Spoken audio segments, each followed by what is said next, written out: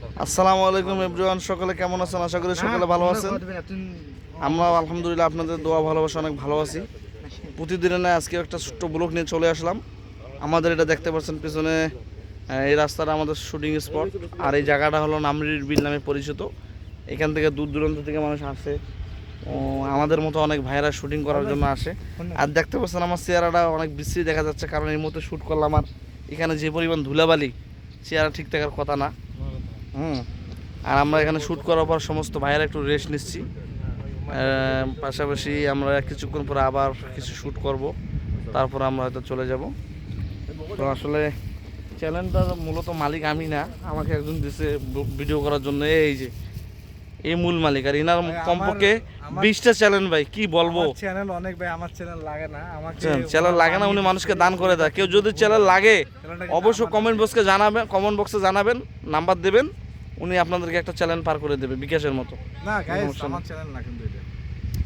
ভাই উনি যতই বলুক, উনি মানুষকে ফাঁসানোর চেষ্টা করে, বুঝছেন।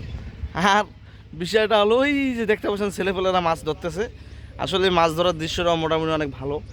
এখানে বিশাল বড় পুকুর, এখানে মাছ চাষ করে। এখন পানি এখান থেকে সরায়া মাছ ধরার চেষ্টা করছে। আর পাশেই আছে একটা শ্মশান। এখানে তাদের আমাদের পাড়া প্রতিবেশী যে আমাদের হিন্দু ভাইয়ের আছে, তাদের একটা মন্দির, এখানে মানুষ আসে তাদের প্রার্থনা করে। এখানে আসলে নামের বিলটার ভিতরে আসলে অনেক কিছুই আছে, সব মিলাই জিলাই নাম রাখা হয়েছে নামরির বিল। এখানে মানুষের বসত বাড়িও আছে, সামনে গিয়ে অনেক বাড়ি।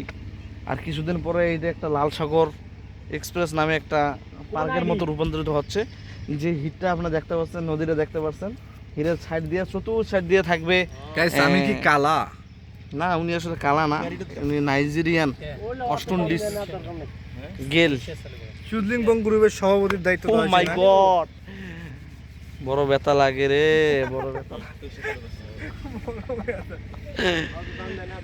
একটু দুষ্টুমি করতেছি, আপনারা কিছু মনে করিয়েন না। কি করব, জীবন কোন জায়গায় যা থামে বলতে পারি না। হাই হ্যাঁ, কি হবে। এই যে এক ভাই সবসময় চিন্তায় পড়ে থাকে, মনে হয় লোকের বউ মারা গেছে, বুঝছেন।